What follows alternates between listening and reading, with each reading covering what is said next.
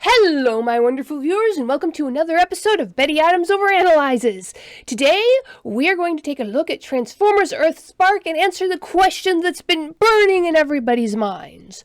Why does the drama teacher in episode 7 of Transformers Earthspark, the one where the kids go to school, have a skull on his desk for a pin holder? Why, during a scene of drama, does he snatch the skull and hold it dramatically above his head? Well, to answer that question, we are going to have to take a trip 400 years into the past, more than 4 centuries into the past, actually, and probably a bit back beyond that, and we're going to have to scratch pretty deep into human psychology. What's that you say? You never asked that question? You just thought it was a bit of drama? Well, pooey on you. I'm going to answer it anyway. If you don't want to hear my answer about why the drama teacher had a skull sitting on his desk, you can click away now and go check out my book, Humans Are Weird. We took a vote. Humans Are Weird. I have the data and all the other books in the Humans Are Weird series available on Amazon. Or if you're more in the mood for some drama and tragedy, go check out my book, Dying Embers, Dragons, Aliens, and Things That Go Boomp in the Night. Alrighty. Why is there a skull on the desk of a teacher in a kids show? Why are we getting that dark imagery, that universal symbol of death in what is, when all is said and done, no matter how deep it gets, no matter how well written it is, a 30-minute toy commercial? Okay. So let me take you back in time. It is 1599. The British Empire is not at its peak yet, but it's rising towards it.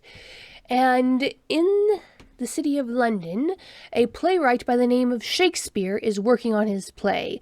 It will be his longest play, checking in at over 29,000 words, and it will take him nearly 2 years to write it. It will be written between 1599 and 1601.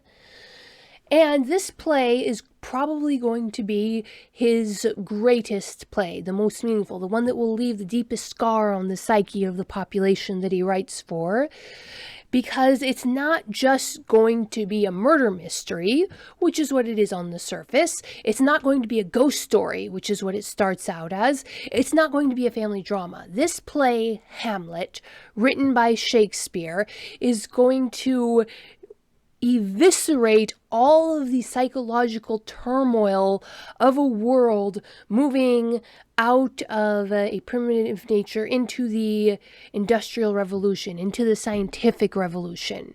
This is a Europe just before the Catholic Church splits in two. This is a world before circumnavigating the globe has really become super common or even anything approaching safe. Yes, people have done it before now, long before now, but just going to the next country is super dangerous.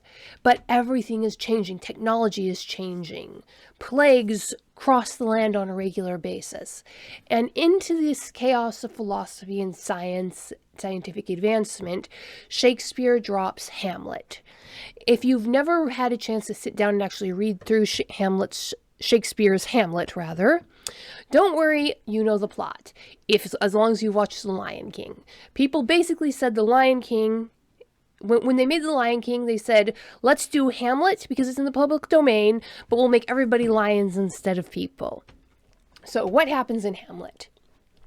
Well, Hamlet is this prince of Denmark. He comes back from college, and the ghost of an apparition claiming to be the ghost of his father tells him that his uncle murdered his father and married his mother.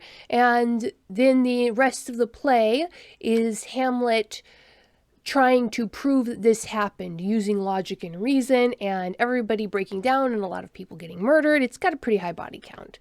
Anyway, a lot of people die in this play.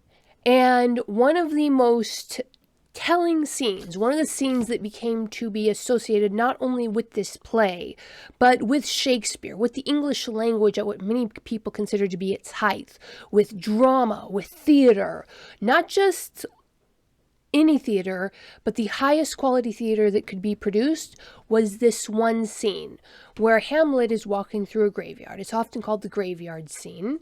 It's in Hamlet, Act 5, Scene 1. And more than halfway through this scene, Hamlet comes upon a gravedigger, and they have a long conversation, and he asks, well, whose skull is that? And the gravedigger says, "A pestilence on him for a mad rogue. He poured a flagon of Rhenish on my head once. This same skull, sir, was, sir, Yorick's skull, the king's jester." Hamlet is shocked. "This?" And the gravedigger replies, "E'en that." And then Hamlet takes the skull. "Let me see." Now, over the years, different actors have portrayed this scene differently, but the classic scene, the scene that burned itself into the mental zeitgeist of 100 nations, was the actor lifting the skull above his head with one hand and looking into its eyes, just as you saw the drama teacher do in the screen. And then Hamlet gives the famous line, "Alas, poor Yorick! I knew him, Horatio, a fellow of infinite jest, of mostly excellent faculty. He hath bore me on his back 1,000 times, and now how abhorred in my imagination it is. My gorge rises at it. Here hung those lips that I have kissed, I know not how oft. Where your gibes now, your gambols, your songs, your flashes of merriment that were wont to set the table on a roar? Not one now to mock your own grinning? Quite chapfallen? Now get you to my lady's chamber and tell her. Let her paint an inch thick. To this favor she must come. Make her laugh at that. Prithee, Horatio, tell me one thing." And the scene goes on, and Hamlet gets back to solving the mystery of his father's death, and his mother's betrayal, and all that. It's a really excellent play. I've definitely seen significant portions of it. I don't know if I've ever sat down and watched the whole thing. Never seen it in the theater, but I don't go to theaters much. But it is said that Hamlet, the play Hamlet, managed to capture the essence of an age where everything was coming into question. The ascendancy of the Catholic Church, the divine right of kings.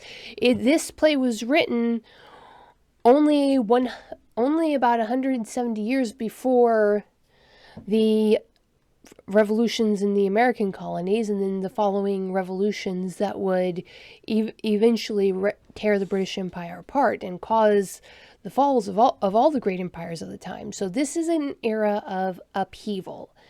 And this play somehow manages to, if you can find you can find videos on YouTube that parse this out. But Shakespeare was one of those playwrights that managed to put his finger on the zeitgeist of the time and to pour into his play all of the questions that everybody was asking. So at the time, when people watched the play, they were like, "Hey, I thought I was the only one who was asking that question. But what I see on the stage, that's the same thought that I have, the same feeling that I have." And because of that, this play really, really stuck in the popular imagination. And that one scene of this play of Hamlet holding the skull above his head, peering into his eyes, and just feeling that gut-wrenching connection with mortality. And in the next line, he actually asks his friend Horatio, "Do you think Alexander," meaning Alexander the Great, "dealt with this kind of thing?" And so it's that you have here an immortal connection with humanity. We're all going to die, and presented in a very flashy, artistic way. And you can see image after image. If you go up and just Google Hamlet skull scene, you will find images decades old, images centuries old, images that were just done for clip art in the past month. This is an image that, again, it was just seared into the public consciousness.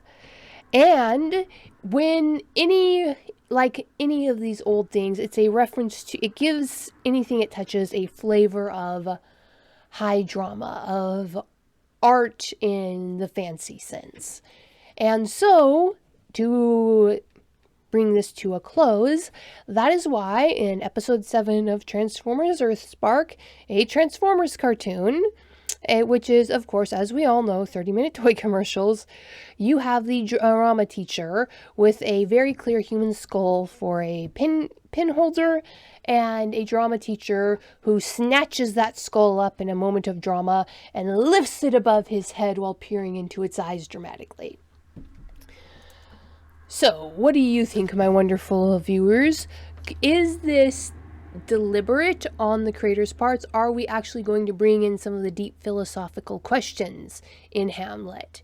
Like, what do you cling to when your entire philosophy is falling all around you, is crumbling to pieces around you? What do you cling to when you're addressed by the supernatural, but you're a college student grounded in the sciences?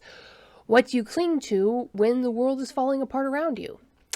Is this show going there? Is that where we're going to take Megatron's character development? Is that what Optimus is going to face? Is Optimus going to be the ghost of Hamlet's father here?